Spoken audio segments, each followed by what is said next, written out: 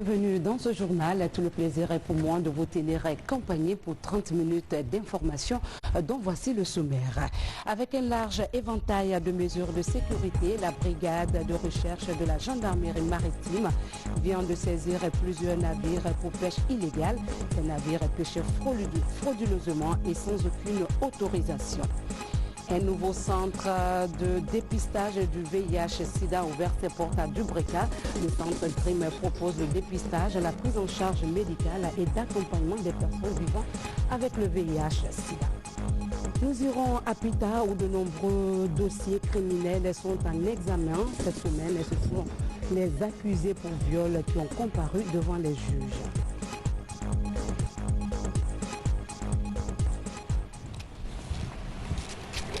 Mesdames et messieurs, bonsoir. Merci de suivre la télévision nationale. À l'entame de cette décision, ce décret numéro 152 portant statut des huissiers de justice de Guinée, le président de la République décrète. Chapitre 1, attribution et compétences. Article 1er, les huissiers de justice sont les officiers publics et ministériels qui ont seule qualité dans les conditions fixées par les lois et règlements en vigueur. 1. Mettre en exécution les décisions de justice ainsi que les actes ou titres en forme exécutoire. 2. Procéder aux inventaires prisés et ventes aux enchères publiques de meubles corporels et incorporels prescrits par la loi ou par décision de justice. 3. Signifier les actes et les exploits, faire les notifications prescrites par les lois et règlements lorsque le mode de notification n'a pas été précisé. 4. Accomplir les mesures conservatoires après l'ouverture d'une session dans les conditions prévues par le Code de procédure civile, économique et administrative. 5. Assurer le service des audiences près les cours et tribunaux. 6. Mettre à exécution le certificat de non-paiement en cas d'émission de chèques sans provision. 7. Mettre en œuvre les procédures simplifiées de recouvrement et ses voies d'exécution prévues à l'acte uniforme de l'OADA y afférent. 8. Établir les états des lieux. 9. Assister le greffier en chef dans sa mission de vérification des comptes de tutelle.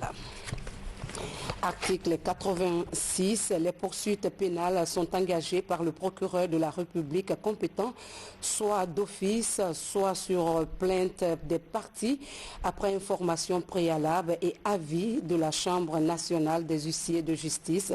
Celle-ci se chargera dans les 72 heures de convoquer et entendre l'huissier de justice mis en cause. Toutes les perquisitions ou saisies sont faites après avis de la Chambre sur réquisition du procureur général. L'heure et la date des opérations sont portées à la connaissance de la Chambre qui peut déléguer un huissier de justice pour y assister. La présence de l'huissier de justice mis en cause les parties intéressées ou toute autre personne dont l'audition est nécessaire à la manifestation de la vérité seront entendues.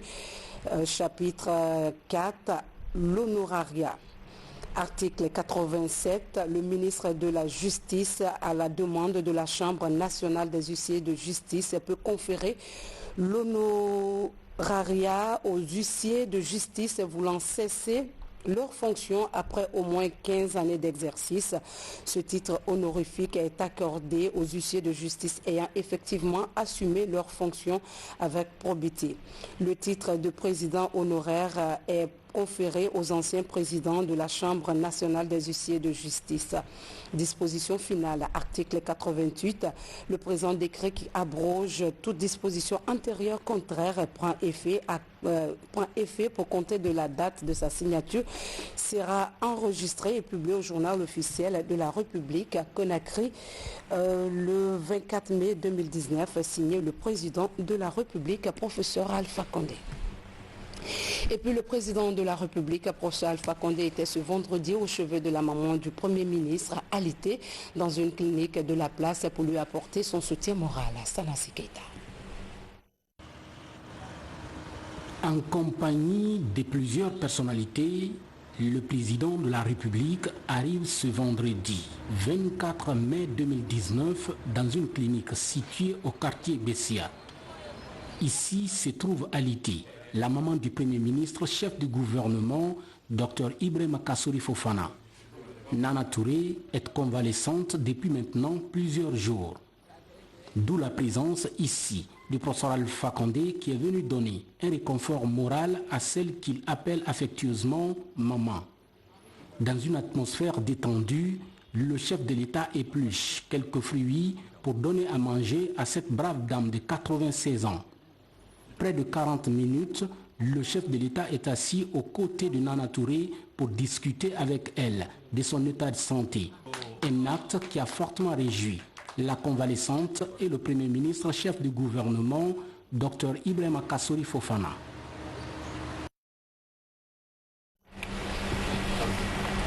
Surveillance et protection de la pêche en Guinée, ce sont au total 11 bateaux de pêche artisanale qui ont été arraisonnés par la brigade de recherche de la gendarmerie maritime.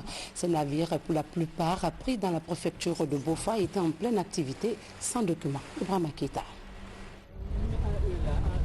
Il s'agit en tout de 11 navires de pêche artisanale avancés arraisonnés par la brigade de recherche de la gendarmerie maritime. Un premier lot de 4 navires arraisonnés au large de Bogolon entre Bofa et Koukoudé. Pire, à Kamsar, précisément au niveau du débarcadère appelé Ousmane Konteya, 2 autres navires du même type sont arraisonnés avec des immatriculations qui ne sont pas les leurs. Au niveau de Guémeïri, toujours dans la préfecture de Bofa, d'autres, après falsification de leur identité, sont interceptés en pleine activité de pêche. En plus de cette intervention de la brigade de la gendarmerie maritime, la commission sous-régionale des pêches, en collaboration avec le CNSP, a mis la main sur 3 autres navires. Une situation qui relance le débat sur la pêche illicite en Guinée. Heureusement que la brigade de la gendarmerie maritime veille au grain pour traquer les hors-la-loi. Le premier navire, dénommé Alamandi 4, a été arraisonné au large de Bongolo. Il était en activité de pêche, le filet à l'eau, les agents ont intervenu, ils ont pris des mesures. Ils ont fait le contrôle des documents à bord, ils se sont rendus compte que le navire n'avait aucun document et ils ont pris des dispositions en faisant signer un acte de reconnaissance. On avait visité les AE 357 et AE 358 qui étaient en train de sortir pour aller à la pêche. Après visite, on a retrouvé que ces navires avaient les documents. Mais quand on est venu au débarcadère Ousmane Konteya, on a trouvé ces navires avec les mêmes numéros. Nous avons fait des constatations et on a trouvé qu'ils étaient dans la fausseté. Ces navires également ont été déroutés, on les a conduits également au port de Nando Conakry. Et d'investigation en investigation, les agents de renseignement ont remonté des informations comme quoi à Guémaïré, il y avait des navires qui pêchaient clandestinement. Alors nous avons envoyé une équipe pour aller poser des actes et ils sont effectivement partis, ils ont trouvé 4 navires qui étaient en train de pêcher dans l'illégalité. Parmi ces navires, il y a Alamandi numéro 12, Alamandi numéro 13 et Alamandi numéro 3. Une démarche qui a permis de mettre la main sur 11 navires en situation irrégulière. L'objectif de la commission sous-régionale des pêches est de lutter contre la pêche illicite sous toutes ses formes. A rappeler que parmi ces navires incriminés figurent ceux arraisonnés il y a sous peu dans la préfecture de Koya. Dans le même panorama, le Conseil scientifique de la pêche a tenu ses travaux à Conakry. Pendant 3 jours, les experts nationaux et étrangers ont examiné les données récoltées ces 10 dernières années dans les eaux maritimes guinéennes. Ces données permettront au ministère de la Pêche d'élaborer son plan d'aménagement de gestion durable des ressources halieutiques. Ansoumane Toumani Camara, reportage. L'abondance de la population halieutique et la forte demande de consommation du poisson posent le défi de la gestion durable et responsable des ressources en mer. Des campagnes d'évaluation sont alors menées pour déterminer la biomasse et le potentiel exploitable des espèces halieutiques dans les eaux guinéennes. Après 10 ans de recherche, les données statistiques récoltées sont soumises à un pool scientifique nationaux et étrangers pour analyse et validation. C'est avec ces informations qu'on pourra élaborer de façon objective le plan d'aménagement permettant une gestion durable et saine de la ressource en Guinée. Ce conseil scientifique se tient à moins de 3 mois du repos biologique de la pêche maritime guinéenne. L'épine dorsale de la pêche du ministère des Pêches, c'est la recherche. Tout repose sur la recherche. Les espèces à protéger, les espèces à pêcher et quelles sont les mesures, les pêcheries, le plan de pêche à aménager. Ce plan de pêche qui nous dit par an le quota à pêcher, le quota à réserver et surtout comment faire la surveillance. Le conseil scientifique de la pêche guinéenne intervient à un moment où la question de la surexploitation des ressources halieutiques est d'actualité dans tous les pays ouest-africains.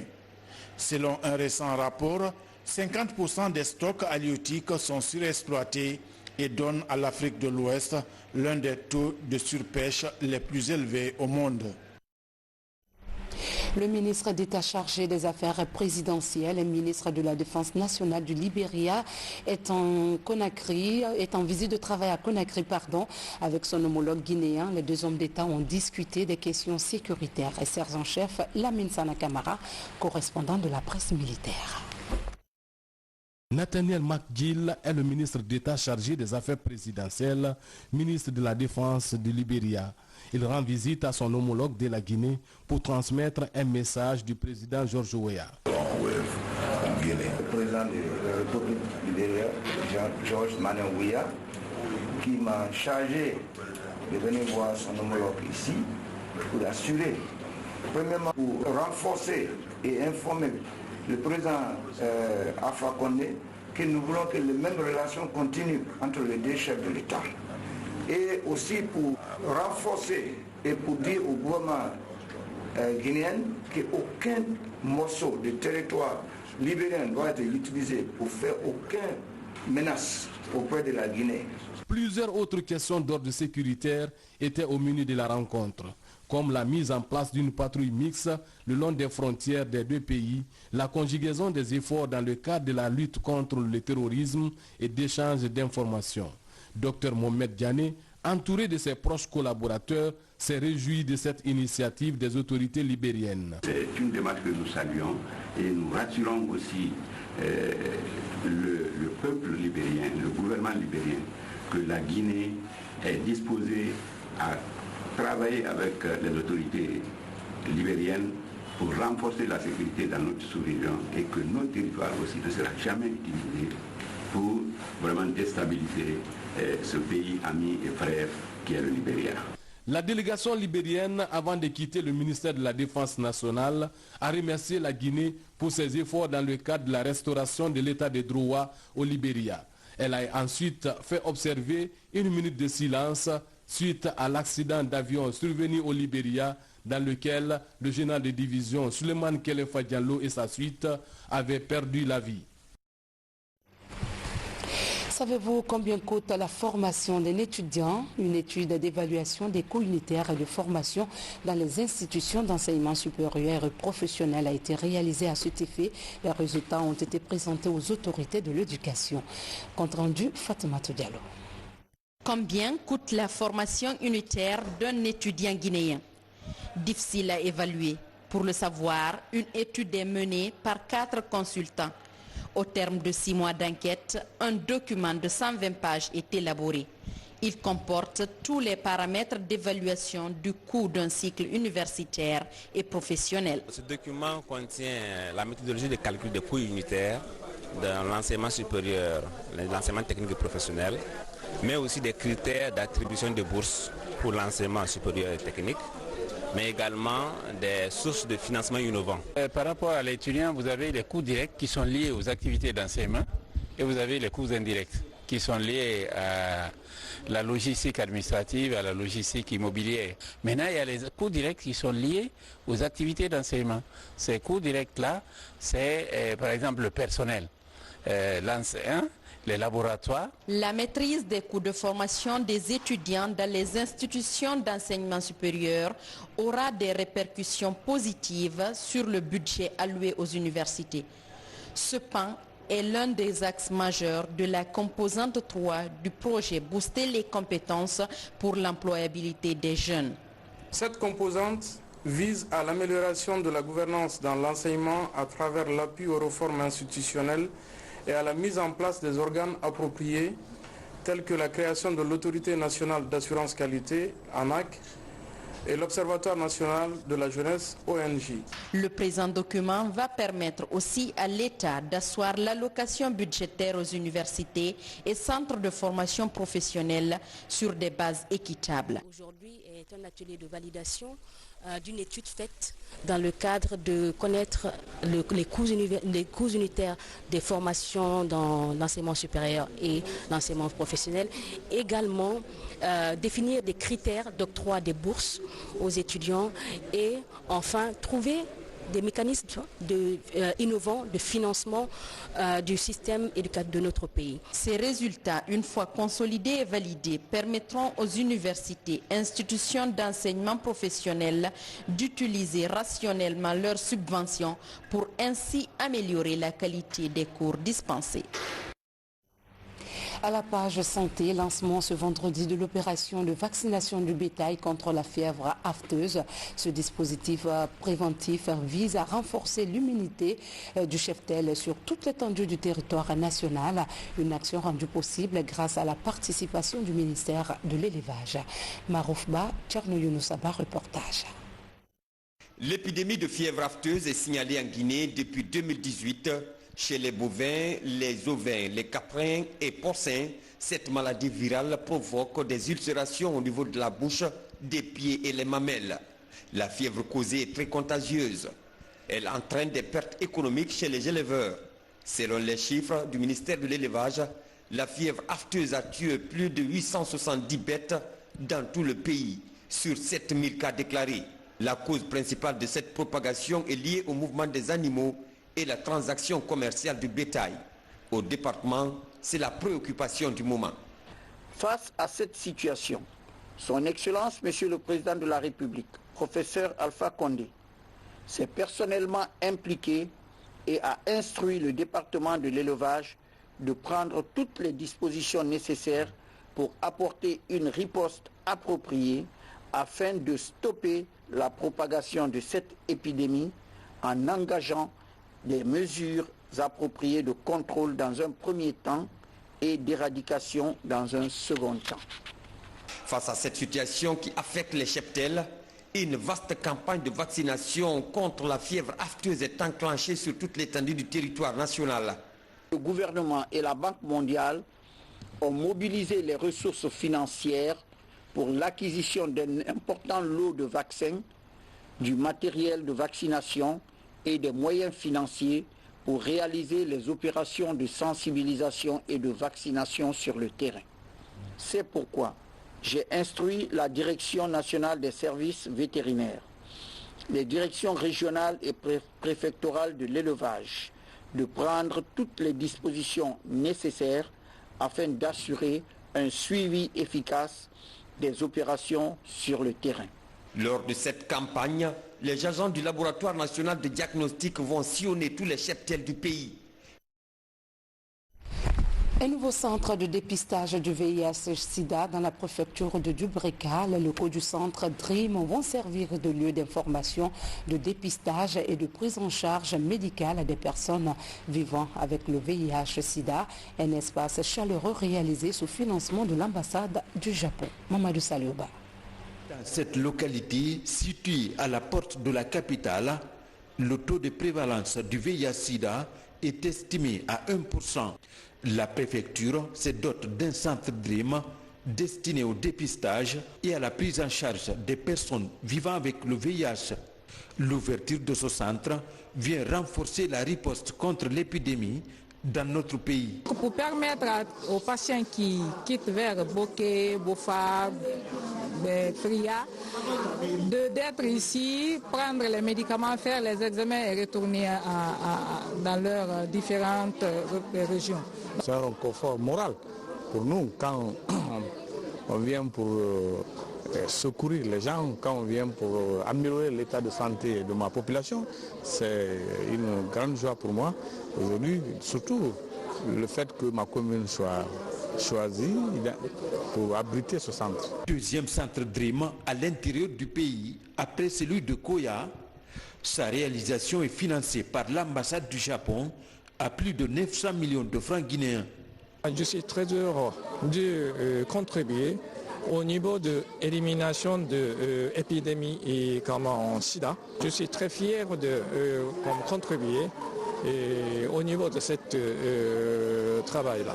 C'est un thème de DREAM qui vient renforcer le dispositif déjà existant à Conakry, va soulager énormément non seulement les structures de santé par rapport au dépistage des femmes, mais aussi à leur prise en charge.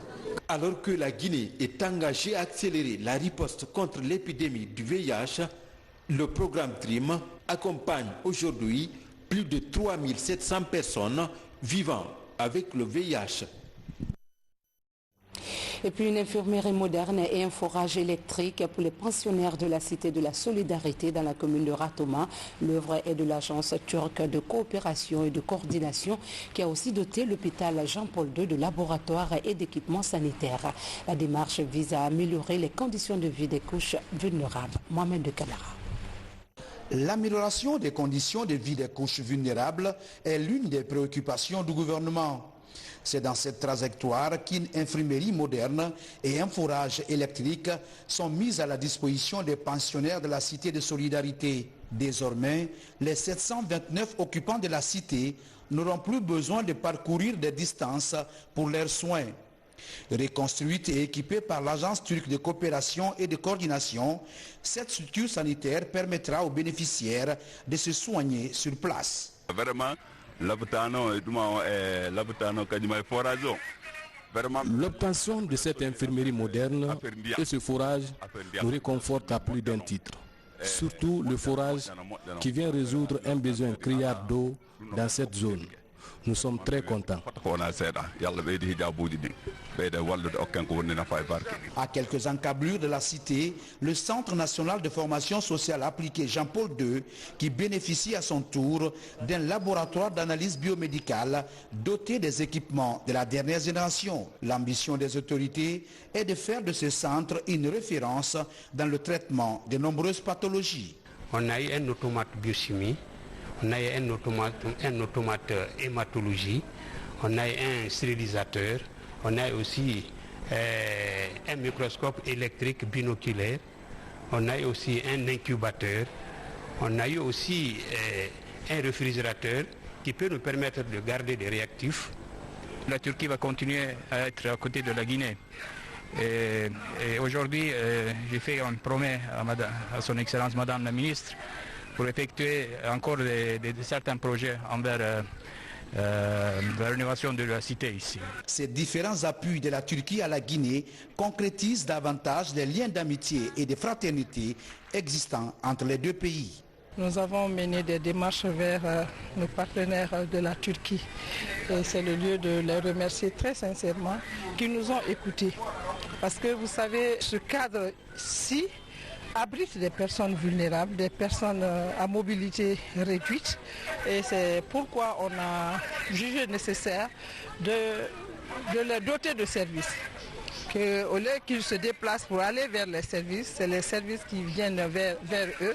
Et cela, je voudrais remercier très sincèrement la coopération entre la Turquie et la Guinée. L'acquisition de ces infrastructures sociales de base et de ce laboratoire moderne vont à coup sûr améliorer les conditions sanitaires des couches vulnérables en général et des personnes porteuses d'un handicap en particulier. On change de chapitre. 2 mois après la fin de sa mission diplomatique en Guinée, Alexandre Bregadjier revient cette fois dans notre pays en tant que représentant de la compagnie Russal. Face à la presse, l'ex-ambassadeur de la Fédération de Russie réitère son attachement à fructifier davantage les relations entre les deux pays. Abdoulaye Diallo nous signe ce reportage. Les axes prioritaires de ma mission en Guinée, en ma nouvelle fonction, porteront sur la finalisation des travaux de réhabilitation et sur le lancement de la 2e ligne de production de l'usine de Frigia, ainsi que le développement du projet de bauxite Dian Dian dans la région de Bokeh. Pour ce qui est du développement durable en Guinée, ce qui est très important, les projets prioritaires pour Roussal sont ceux dans les domaines d'éducation, de santé, d'accès de la population guinéenne à l'eau potable de qualité. La compagnie poursuivra son programme d'envergure Bourse Roussal 2018 et d'ailleurs tous les boursiers guinéens, 101 personnes, sont déjà arrivés en Russie et suivent leur formation avec succès dans les universités de différentes villes. Aussi, cette année, Roussal prévoit de finaliser le programme de recherche scientifique post-enregistrement de nouveaux vaccins russes contre la maladie à virus Ebola qui sont menés par des spécialistes russes et guinéens, je souligne, et guinéens au Krems. Alors, mon histoire d'amour avec la Guinée continue et j'en suis heureux.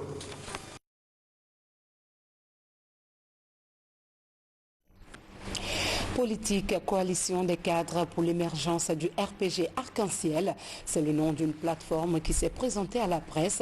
Cette coalition invite l'ensemble des populations à des débats soutenus et citoyens dépourvus de toute violence sur la Constitution. Maurice Sidibé nous en dit plus. À peine présentée aux hommes des médias, la Corse, coalition des cadres pour l'émergence du RPG Arc-en-Ciel, donne sa position sur les débats citoyens à propos de la nouvelle constitution en Guinée. Pour cette plateforme, la constitution guinéenne actuelle souffre du manque de légitimité. Une bonne partie des citoyens guinéens ne se sont pas du tout exprimés sur le contenu de cette constitution. Les partis apolitiques qui sont exclus dans les élections nationales, ces partis de la société civile qui sont exclus dans les élections nationales, ce sont des personnes, des candidatures indépendantes. D'ici 2021, la coalition des cadres pour l'émergence du RPG Arc-en-Ciel entend aller à la conquête de plus de 3000 citoyens non militants ou encore indécis. La Corse invite les populations à des débats soutenus et citoyens sans violence pour doter le pays d'une nouvelle loi fondamentale qui sera l'émanation du pays tout entier. La démocratie étant le pouvoir du peuple, par le peuple et pour le peuple, la COS, coalition des cadres pour l'émergence du RPG Arc-en-Ciel, s'inscrit dans cette logique de consultation du peuple sur des questions aussi importantes que la loi fondamentale, comme d'ailleurs le confirme l'article 51 de cette même constitution. La COS, la coalition des cadres pour l'émergence du RPG Arc-en-Ciel, connaissant la maturité politique du peuple de Guinée, demande à ce que ce débat se passe de manière et dans les lieux indiqués, car les Guinéens ne sauraient être à leur première expérience dans ce genre d'opération. Cette coalition fédère de nos jours 103 sections scolaires et universitaires et des anciens membres de ces différentes sections devenues aujourd'hui des cadres au sein de l'administration publique et privée. Toujours dans l'actualité nationale, la lutte contre l'impunité à Pita, de nombreux dossiers criminels sont en examen. Ce sont les présumés accusés pour viol qui comparaissent devant les juges. Une étape que les populations de cette préfecture saluent. Reportage Tcherno Younoussaba, commentaire Ousmane Ba. C'est un procès de tous les espoirs qui s'ouvre pour les victimes d'abus dans la préfecture de Pita. Hier jeudi, plusieurs personnes poursuivies pour crimes ont été présentées au tribunal de première instance. Elles vont être entendues pour viol et autres infractions criminelles. Ici, sur la dizaine de dossiers programmés, le viol occupe la première place des affaires inscrites au rôle. Au niveau de la préfecture de Pita, le viol est devenu une infraction récurrente. Il n'y a pas de semaine qui se passe sans qu'il y ait un cas de viol et la spécificité de ces cas de viol Plus généralement, c'est commis sur des mineurs de moins de 18 ans. C'est pour justement lutter contre toutes ces criminalités et pour lutter contre l'impunité que le ministre de la Justice a instruit à tous les parquets d'instance de programmer les dossiers criminels et de les juger dans un bref délai.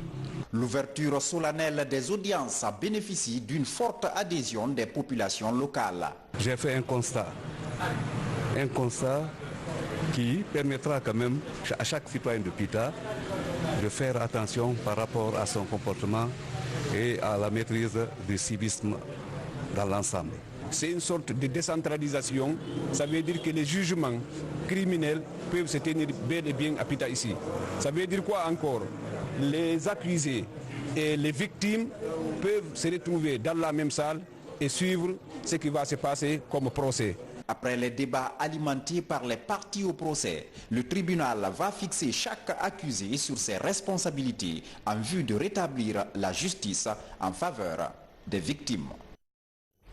Le présumé auteur de l'attaque de 2 ressortissants chinois le 11 mai dernier a été mis aux arrêts par le commissariat central de Kaloum. Après plusieurs jours de recherche, la bravoure des hommes en uniforme a été saluée par le président des ressortissants chinois, Alpha Essiagaba. L'affaire remonte au 11 mai dernier quand un jeune présumé bandit fait irruption dans la boutique de ses ressortissants chinois situé au quartier Boulbiné dans la commune de Kalouma. Ces jours-là, les victimes étaient sous le choc. L'assaillant aurait emporté plusieurs objets de valeur. Il a travaillé dans le magasin. Il y a un bandit qui est entré avec un grand baguette.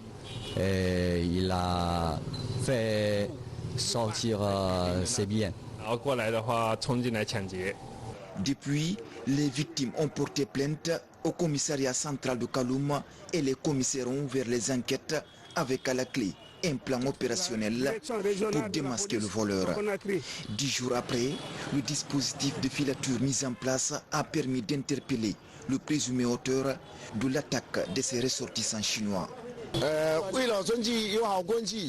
Suite à cette affaire, la direction régionale de la police, à travers le commissariat central, a procédé à la mise en place d'un dispositif de sécurité dissuasive autour des habitations des expatriés chinois. Ordinateur et téléphone, oui, c'est moi qui a voulu. Les services de sécurité se disent déterminés à renforcer la sécurité des personnes et de leurs biens dans tout le pays. En attendant, ces présumés voleurs est déféré devant les juridictions.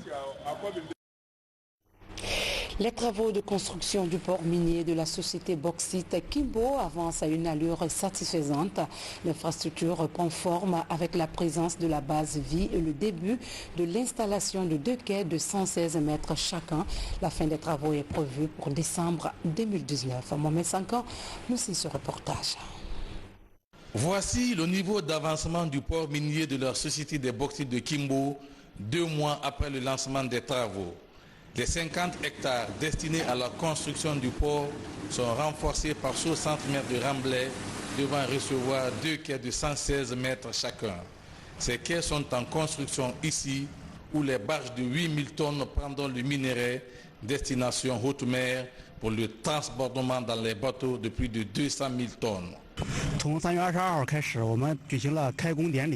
On a déjà fini la construction du passe-vie et on a fini l'installation d'une station de bétonnage. Et jusqu'à aujourd'hui, on a établi un chantier pour faire le montage et on a fait la fondation pour le quai, pour 2 quais. Les techniciens chinois et guinéens s'activent pour donner au pays un port qui répond aux normes internationales et ce avant la fin de cette année 2019. Date également prévue pour mettre les premiers tonnages sur le marché international avec une capacité de production de 10 millions de tonnes par an. C'est extraordinaire ce qui se passe ici. Ils travaillent. Et il y a des objectifs qu'ils veulent atteindre et ça, le groupe, on est là, on va atteindre cet objectif. C'est qu'il faut que la production se fasse en 2020. Les populations riveraines adhèrent au projet, un projet perçu comme un facteur de lutte contre la pauvreté. Plus de 200 jeunes de la localité travaillent ici en cette période de construction. Ceux qui ont des métiers, on les amène, on les dirige, on les guide pour avoir l'emploi ici. Et ceux qui n'ont pas de métier, on les sensibilise pour qu'ils puissent avoir les métiers. La société des bauxites de Kimbo réalise une piste de 40 km qui part du port de Guémeiré jusqu'au site du minerai à Baguiné dans la préfecture de Fria. Plus de 57 familles sont compensées pour une enveloppe financière de 2 800 000 $. Le ramadan tire à sa fin et les 10 derniers jours sont souvent marqués par le risque élevé d'accidents de la circulation. Le phénomène lié souvent à la fatigue des conducteurs. Pour minimiser ces risques, syndicats des transporteurs routiers, représentants des sociétés de transport et conducteurs viennent d'échanger sur les pratiques à observer en vue de les éviter. Sarah Maratono. Comment prévenir les risques d'accidents liés à la circulation routière en cette période de Ramadan et de début de la saison hivernale? La question préoccupe le syndicat des transporteurs routiers, représentants des sociétés de transport et conducteurs d'engins lourds. Ces acteurs partagent leur expérience en vue de réduire le phénomène. Le mois de carême, les 10 derniers jours, pour tous ceux qui passent la nuit à prier, quand ils se réveillent le matin, ils sont obligés de reprendre le véhicule alors qu'ils sont fatigués, c'est source d'accident. Nous étions en train de donner des conseils dans ce sens-là afin que les gens continuent le repos, même si c'est l'heure du départ, qu'ils ne se fient pas à l'heure de façon mécanique, qu'ils acceptent de se reposer. Quand ils sentiront qu'ils ont complètement récupéré leur force, en ce moment et seulement en ce moment, ils peuvent prendre la route pour partir. Le manque de repos en cette période de Ramadan, l'usage du téléphone au volant et le mauvais état de certaines routes sont entre autres facteurs d'aggravation des risques d'accident en cette période de Ramadan. Face à ces différents dangers, les participants à cette rencontre conseillent le respect strict des règles de la sécurité routière. Lorsque les chauffeurs sont fatigués, vous n'avez pas besoin de forcer la situation. Les pratiques comme prendre du café, ce n'est pas nécessaire du tout. Il est interdit de faire ça. Et surtout, je reviens encore à écouter les consignes et se reposer. Mettre les chauffeurs présents déjà ici, devant la taxe, pour expliquer à leurs collègues les mesures prises et comment appliquer ces mesures pour éviter une fois de plus un accident, parce qu'un accident, c'est un accident de tout le monde. Cette rencontre d'échange et de sensibilisation des usagers de la route pendant le mois de Ramadan est une pratique vieille de quelques années. Objectif des initiateurs, mieux organiser les conducteurs d'engins en vue de réduire les cas d'accident sur toutes les routes du pays. C'est la fin de cette édition. Merci de votre aimable attention. Que la grâce de Dieu soit chez vous. À demain, Inch'Allah, pour une nouvelle page d'information. Bonsoir à tous.